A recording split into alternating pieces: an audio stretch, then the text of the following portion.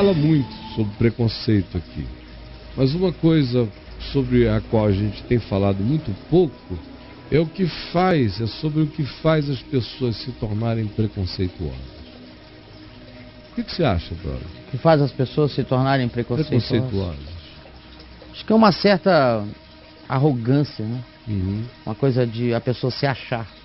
Quando ela se basta, ela é preconceituosa. Mas você nota que praticamente nenhuma criança carrega preconceito? Não. Que elas são ensinadas por um determinado olhar. Elas fazem um cursinho Elas fazem um cursão. De preconceito. Curso familiar, curso parental. Sim, sim. Elas começam a aprender a olhar com o olhar do pai e da mãe. Seja um olhar que assimila o olhar do pai e da mãe, um olhar que rejeita e passa a ser preconceituosa com gente como o pai e a mãe. Ou então passa a ser preconceituosa com pessoas parecidas com aquelas que o pai e a mãe, em relação a elas, manifestam segregação e preconceito. Pode ir para um lado ou pode ir para o outro, mas essa presença parental, com o olhar, com a atitude, indicando valores, significados, reina poderosa, produzindo coisas diferentes no coração de pessoas diferentes. Umas ficam com um preconceito passivo, são aquelas que não se envolvem com pessoas daquele tipo, mas não são agressivas, são passivas, ou são omissas. Se é daquele tipo, elas praticamente nem contam, nem enxergam, nem percebem, e não é por hostilidade, é por terem apagado da mente aquele tipo de registro estético, econômico, financeiro, social, religioso ou irreligioso da mente, já de saída. Nem veem, estão passando. Existem aqueles que são os preconceituosos ativos, deliberados, intensos, persecutórios, demonstrativos do seu preconceito. Fazem questão de marcar essa presença. Agora, pessoas diferentes, em sendo incitadas ao preconceito, desenvolvem-no de um modo ou outro, de modos distintos. Existe aquele preconceituoso que, porque era arrogante, se tornou arrogantíssimo no seu preconceito, tanto quanto existe aquele preconceituoso que, por ser tímido, se tornou apenas um indivíduo profundamente alheio na expressão do seu preconceito à existência do outro.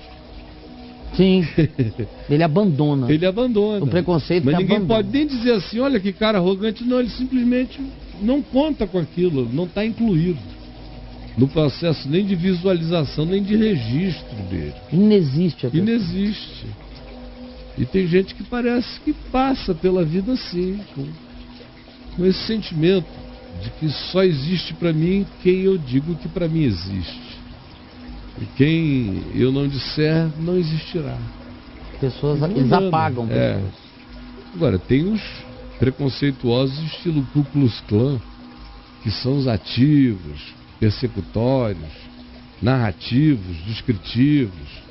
São os que vão para paradas. Pagam discursos, bota a mão no ombro, fazem apologia, querem convencer. Estão ali o tempo todo.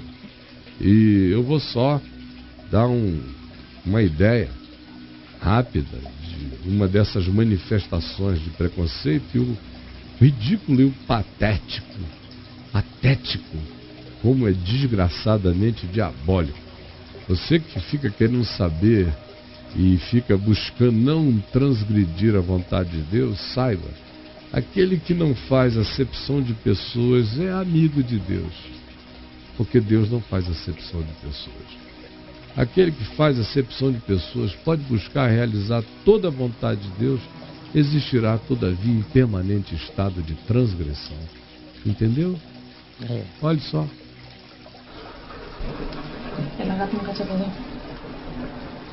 Aí, ó, o cara ali não parece com a pessoa que eles valorizam a cor, o tipo de cabelo, o biotipo, a vestimenta, a atitude humilde, simples, esse olhar perdido, aparentemente sem uma determinada vivacidade criativa, classe mediana, o rico. O que é isso?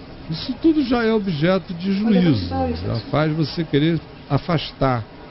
A criança estava bem perto do cara, tranquila.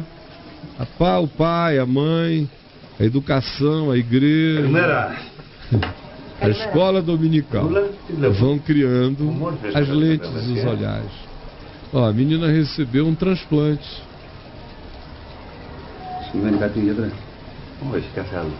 Não tem nada errado aqui não, doutor. O doutor diz. Aqui, ó. É só para isso. Eu queria que vocês conhecessem o doador da medula da filhinha de vocês, o Jafar. Ô, gente, é patético. É isso aí, ó. É ridículo. Olha só. Você fica... Ó, a garota tava tranquila ali. Pai, mãe que ensinam isso. Onde é que você aprendeu o seu olhar? Me responda. Onde foi que você aprendeu o seu olhar? Em que família, com que pais, em que igreja, em que religião, com que orientação espiritual, com que ideologia política, em que classe social você aprendeu o seu olhar? Pobre também tem olhar preconceituoso. Pobre é muito preconceituoso. O preconceito do pobre é de outra expressão. Mas é ferino, é mordaz, é amargo. É um preconceito muito amargo, recalcado, complexado, doidamente ofensivo. O preconceito da classe média para cima quer ser mais elegante, desprezivelmente mais elegante. É menos amargurado, é silencioso, é superior. Não chegues perto de mim porque eu estou num outro nível. Não interessa, a minha pergunta a você é: onde foi que você aprendeu o seu olhar?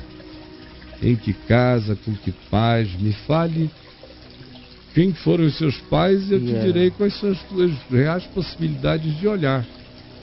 Onde é que você cresceu, com que educação, com que formação espiritual, religiosa, de significados, de valores? Eu te direi quais são as variáveis do teu olhar, mas não vai mudar muito. Dificilmente eu vou errar. Porque eu errarei em direcionamentos, em escolhas que você faça, ou em intensidades. Mas quanto a saber que determinados cursos de vida, relacional, parental, familiar, e de subserviência religiosa produzem inevitavelmente influências que alteram nossa percepção do mundo, do próximo, do outro, nos fazem separar joio do trigo, dividir o mundo por nós mesmos, pecando contra aquele que não faz acepção de pessoas. Quanto a ter certeza disso, eu tenho total. E sei que cada um de nós que tenha coragem de olhar para o coração vai encontrar expressões, nichos de preconceito. Só em alguns de nós é um volume diabolicamente imenso. Em outros isso está em estado de sutileza, o indivíduo nem percebeu ainda a profundidade de seus preconceitos, que não são só relativos à raça, à cor, a essas obviedades, mas de outra natureza, de outro tipo. Preconceitos diversos, cada olhar significa um preconceito, porque nenhum de nós é o homem perfeito, mas alguns de nós estamos nos tornando homens e mulheres perversos pelo culto que a gente faz aos temas do nosso próprio preconceito. É um culto ao nosso pecado, quando a gente cultua o nosso preconceito como valor, como significado espiritual diante de Deus e dos homens, como se houvesse justificativa. Por que você não escreve aqui agora, não fala com a gente? Você está entendendo o que eu estou falando? Se o Espírito Santo está gerando constrangimento em você, conversa com a gente aqui agora. Vamos falar disso. Caio, os fariseus são o símbolo do preconceito no Novo Testamento? São exemplos. São as figuras que carregam a arquetipia. A arquetipia dessa manifestação preconceituosa, né? São os preconceituosos ativos do Novo Testamento, são os fariseus, especialmente nos evangelhos.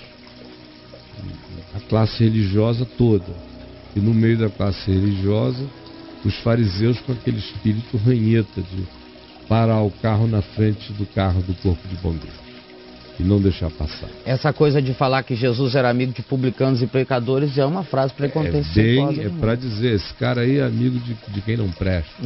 Ele só se faz acompanhar mal. O que eles estão dizendo é: dize-me com quem andas e eu te direi quem és. Então,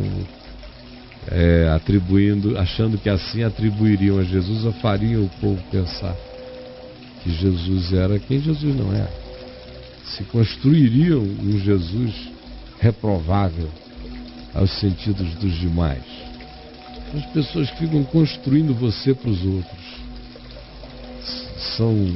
E pintando nas cores vívidas do seu preconceito um ser que eles atribuem a ti que não corresponde a ti mesmo.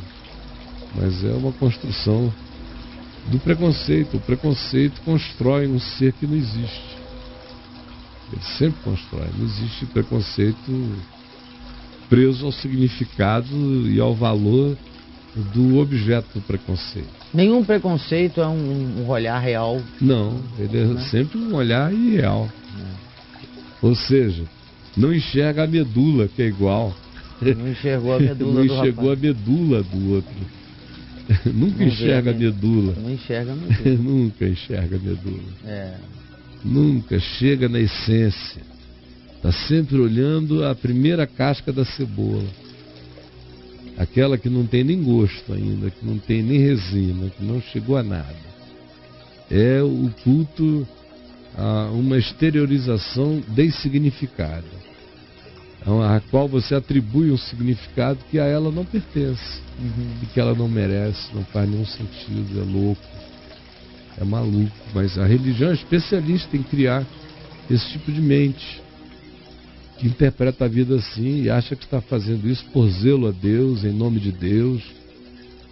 Acha que de algum modo Deus quer que você seja assim. Depois de um tempo, enquanto o cara é sincero, ele fica crendo que Deus quer que ele seja daquele modo. Ele se sente culpado se ele for inclusivo, generoso, carinhoso, natural, espontâneo com todo ser humano. Parece que ele está em pecado. Ele se sente pecando. Eu estou tratando esse cara normal, eu devia tratar ele diferente. Que ele nem é da igreja. Porque não precisa nem ir tão longe. Eu tenho que exortar ele. Por exemplo, no tempo que eu andava com os hippies, na década de 70, fim de 60, início de 70. Poxa, eu encontrei muito hippie preconceituoso pra caramba. Eu dizia: vamos até ali na casa de um amigo meu, com aquele casarão.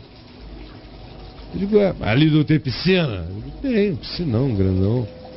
Mas não tem isso? Tem. Pai do teu amigo não é cheio da grana? Não é. Então, eu digo: então o quê? Vamos lá. Não, eu não entro na casa de careta, nem na casa de bunda mole. Não entro na casa de biriteiro. Biriteiro? Não entro na casa de quem toma uísque. Só entro na casa de quem toma um bagulho, toma chazinho de cogumelo. Aí ele divide o mundo do mesmo jeito que o pai do garoto dividiria o mundo. E naquele caso o pai do garoto estava dizendo: pode trazer. Muito menos preconceito. E o hippie não entra na casa alguns não entravam. Não entra na casa de Zaqueu. Não entra. Não, aí não, a casa do... Não é esse cara que... corrupto acusado de corrupção maioral, não entro não. Zé Dirceu eu não visito. Não visito. Mesmo que ele esteja deprimido, deixa ficar deprimido até a morte. É muito fácil você ser perversamente preconceituoso, não ter isenção na vida. A maioria não tem e não se enxerga. O tempo todo. Eu sei que uma pessoa é madura, quanto mais isenta ela é, quanto mais ela tolera, quanto mais ela ouve, quanto mais ela é capaz de lidar com a diferença. E sem se sentir fóbica em relação àquilo. A tolerância é uma atitude madura, cara? É. Você acha que ela... A verdadeira tolerância, ela não tem nada a ver com aquela atitude de concessividade barganhenta. Tá. Porque tem certas pessoas que são tomadas por uma pseudo-tolerância que nada mais é do que o seguinte: eu faço todas as concessões, mas você me permite também. É uma barganha. Não é uma percepção de que... Eu não sou um cara tolerante nem intolerante. Eu tento viver com bom senso. Serei tolerante até o tolerável. Se aquilo virar intolerável, eu marcarei a minha posição quanto à intolerabilidade daquilo. Mas farei isso sem atitude persecutória, a menos que isso seja uma invasão da minha privacidade e que seja praticamente meu dever dizer não. Você vai ter que se respeitar, me respeitar, respeitar o conjunto do que está acordado entre nós para todo mundo viver bem. E isso está definido. Agora, há pessoas que jamais pensam assim. Elas não querem saber. O mundo tem um tom só e é o delas. E acabou. O que não é daquele jeito, já era. Não existe misericórdia, nem compaixão, nem condescendência, nem a tentativa de entender de onde a pessoa está vindo, que viagem ela fez, por que ela eventualmente está daquele jeito. Ela não precisa morrer daquele jeito, a gente pode ajudá-la.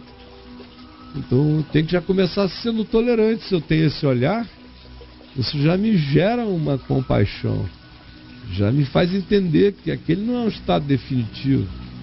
Se eu tiver paciência, eu posso ajudar aquela pessoa, quem sabe, a crescer. Agora, existem outros que parecem ser imutáveis, em relação aos quais a gente diz: só um milagre de Deus alterará esse cara. Como eu não sou Deus, deixa eu sair daqui, né? Ele não é um filho da paz. O que eu vou ficar fazendo? Chamando para comer pão comigo, se eu sei que ele gosta de ódio, de guerra? Deus o abençoe. Se não está impedindo o meu caminho, eu estou passando em paz. Se ele está e quer brigar, aí eu dou a minha túnica para ele, dou a minha capa, evito, faço de tudo para passar. Então peço a Deus por ele, que ele se esclareça, que ele enxergue, que ele perceba com lentes novas o sentido da vida, e vou seguindo o meu caminho, como Jesus me ensina no Evangelho. Jesus evitou pessoas, cara? Evitou.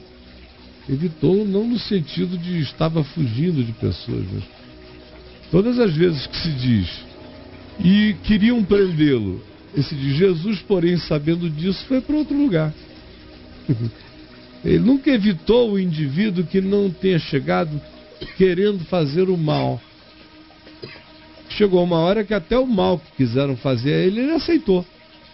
Foi quando ele disse: é chegada a hora. Chegada a hora. Uhum. Antes ele sempre dizia: não é chegada a hora. Ele sabia a hora. Sabia a hora e ia para outro lugar. Então evitou. Ele dava os perdidinhos. Dava, muitos Deus. Leu o Evangelho de Marcos, toda hora é atravessando, sabendo Jesus disso, atravessou. Botava um fosso, um rio, um monte, um deserto, uma fronteira entre ele e os que intentavam o mal, e seguia adiante, fazia a volta por outro caminho. Ou escolhia o caminho menos previsto. Por que ele ficou a maior parte do tempo num barco, fora da terra firme, falando com o povo? Para fazer esse evitamento fetichizante. A gente queria ficar pegando o tempo todo e fazendo essa coisa idolátrica. um massacrante. Ele poupou os outros dessa idiotice e se poupou dessa permissividade perversificante para o coração daquele que a recebe. Então ficou dali. Evitou. Todos nós temos que saber evitar. Quem não sabe evitar vai ser atropelado. E essa é uma palavra que Paulo repete também para Timóteo, tanto quanto para Tito. É a palavra evita. Evita. Paulo diz: evita homens assim, evita ambientes assim, evita discussões assim, evita papos desse tipo, evita, porque não produzem nada. Essas pessoas corroem como um câncer, a linguagem delas é metástica, tudo que fazem é destrutivo. Por que tu te associarás a isso? Aos Himeneus e aos Filetos, que são os nomes dos indivíduos mencionados explicitamente por Paulo naquele caso ali, escrevendo a Timóteo. Então, claro, eu tenho que saber evitar, preciso aprender a evitar. Todo mundo tem que aprender. Agora, por que você é preconceituoso? É que é a minha pergunta. Me diga quem foi seu pai, sua mãe, que família, que casa, que igreja, que construção religiosa, e você será alguém que estará falando, provavelmente, das causas de você olhar a vida de maneira tão definidamente preconceituosa, tão topicamente mediocrizada, diminuída pelo olhar perverso do seu preconceito. E outra vez eu digo, infelizmente, o olhar religioso que gera essa sensação de que você é superior, você tem supremacia moral, supremacia espiritual, supremacia cultural, de entendimento bíblico ou doutrinário, todas essas loucurinhas, essas idiotices que você comprou como justificativas para você se sentir superior, são diabólicas. São as causas presentes, latentes no coração da maioria dos que estão aqui hoje, são essas, porque a maioria foi criado, mais do que criado, eu diria que foi desgraçadamente, foram pessoas fomentadas em ambientes de religiosidade pedrada e farisaica, onde é impossível não sofrer este olhar, ou não ser cooptado, ou não aprender esse olhar. Me diga qual é o seu caso.